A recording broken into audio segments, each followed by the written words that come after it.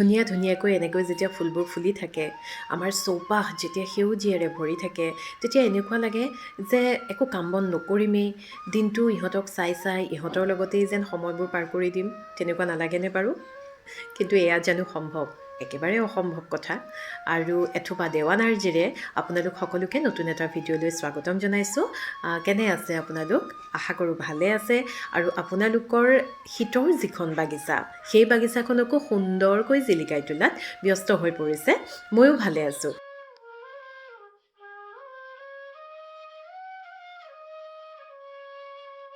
আমাৰ ঘৰৰ সন্মুখেদি ঠেলাত যে ফুলবোৰ লৈ যায়, তেনেকুৱা ঠেলাৱালা দাদা এজন গৈছিলে। মই তেখেতৰ পৰা মাটিৰ টাবকেইটাৰ লগতে এই লিটিকি লিটিকি পাতৰ এই পামজোপা ল'লোঁ।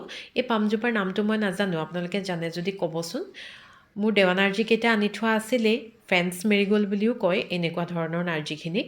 আৰু এতিয়া মই মাটিৰ টাবকেইটাত সেই ফুলকেইজোপা মাত্ৰ বহুৱাইহে যাম। মোৰ কেনেকুৱা লাগে কওকচোন? মোৰ যে এই শীতৰ ফুলবিলাকক বহাগৰ নাচনীগৰাকীৰ নিচিনা লাগে। কিয় ক'লোঁ জানেনে? তাৰমানে আমি ইমান আগ্ৰহেৰে বাট চাই থাকোঁ, আহিব আহিব বুলি, কিন্তু অকণমান সময়ৰ কাৰণে আহে, আহি আমাক ৰঙেৰে উপচাই আকৌ পটককৈ গুচিয়েই যায়। হয়নে নহয় বাৰু আপোনালোকে কওকচোন? নাৰ্জী ফুলৰ পুলিকেইটা পলিবেগত থকাৰ কাৰণে মই মাটিৰ টাবকেইটাত মাত্ৰ লগাইহে যাম, কাৰণ এতিয়া ডিচেম্বৰ মাহ সোমালে আৰু এতিয়া যদি মই শিপাখিনি মাটিৰ পৰা আঁতৰাই পেলাওঁ, তেতিয়াহ'লে পুলিটো এনেই লেৰেলি যাব।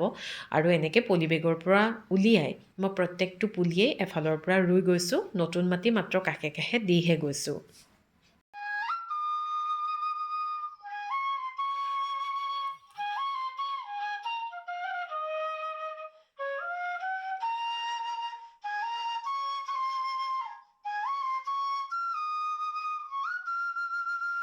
আৰু প্ৰতিটো পুলি তেনেকৈ ৰুই লোৱাৰ পাছত মই এফালৰ পৰা পানী দি গৈছোঁ। ফুলি থকা ফুলত পানী দিওঁতে সদায়ে আমি সাৱধান হ'ব লাগে যাতে ফুলপাহত নপৰে।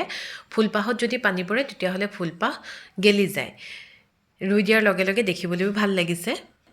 শীতকালৰ এই পুলিকেইটা ৰোৱা আজি মোৰ এসপ্তাহ হৈছে আৰু এসপ্তাহত একেবাৰে অকণ অকণ হৈ আছে, দেখিছেই আপোনালোকে। মাটিখিনি অকণমান এনেকৈ খুচৰি ইয়াত মই আজি এটা বিশেষ সাৰ প্ৰয়োগ কৰিম।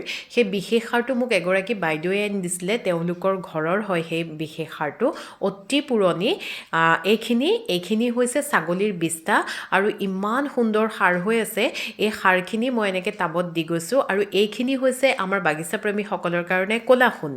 এই ক'লা সোণখিনি মই প্ৰত্যেকটো টাবতে অকণ অকণকৈ দি যাম। আৰু লগতে মই সেইদিনা আপোনালোকক এটা ভিডিঅ'ত চাউল আৰু দাইল ধোৱা পানীৰ জুলীয়া সাৰৰ বিষয়ে যে কৈছিলোঁ, আজি ক'ম আন এটা জুলীয়া সাৰৰ বিষয়ে। সেইটো হৈছে কলটো খোৱাৰ পাছত আমি কলৰ বাকলিখিনি পেলাই নিদি যদি টুকুৰা টুকুৰকৈ কাটি জাৰ, বটল যিয়ে হওক যিকোনো এটা পাত্ৰত, যিকোনো ফল মূলৰ বাকলি, অকল কলৰ বাকলি বুলিয়েই নহয়, আমি যদি ৰাখি থওঁ সপ্তাহ বা 10 দিনৰ কাৰণে, এনেকৈ টুকুৰা টুকুৰকৈ কাটি মই ৰাখি গৈছোঁ। সপ্তাহ 10 দিনৰ কাৰণে ৰাখি থোৱাৰ পাছত এইখিনি খুব ভাল সাৰ হৈ পৰে, বিশেষকৈ ফুলা ফুলৰ কাৰণে।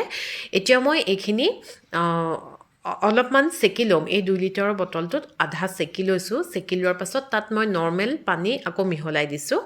নৰ্মেল পানীখিনি মিহলোৱাৰ পাছত টাবখিনিত কাষে কাষে একদম লাহে লাহেকৈ এনেকৈ স্প্ৰে' কৰি থাকিব লাগে। মাটিখিনি খুব সাৰুৱা কৰি তোলে আৰু হেঁপাহ পূৰাই ফুল ফুলে, মনে বিচৰা ধৰণেৰে ফুল ফুলে। যদি আমি এনেধৰণৰ কিছুমান কাম নকৰোঁ, সাৰ যদি প্ৰয়োগ নকৰোঁ 10-15 দিনৰ মূৰে মূৰে, তেতিয়াহ'লে এপাহ বা দুপাহ ফুলতে এওঁলোকে সামৰি থয়। আৰু লগতে মই আপোনালোকক আজি আন এটা বাগিচা ট্ৰিক্স দিব বিচাৰিছোঁ।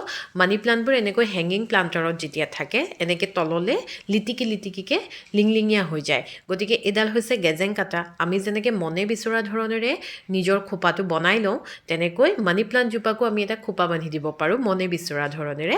তাৰমানে এনেকৈ টাবটোতে পকাই এৰিয়েল ৰুটডালতে যদি আমি এনেকৈ গেজেং কাটাডাল খোচ মাৰি থৈ দিওঁ, তেতিয়াহ'লে খুব ধুনীয়াকৈ লিংলিঙীয়া নহয়, জোপোহা হৈ ধুনীয়া হৈ যায় গছজোপা দেখিবলৈ। মই প্ৰায়ে এই কামটো কৰোঁ, আপোনালোকেও কৰি চাবচোন।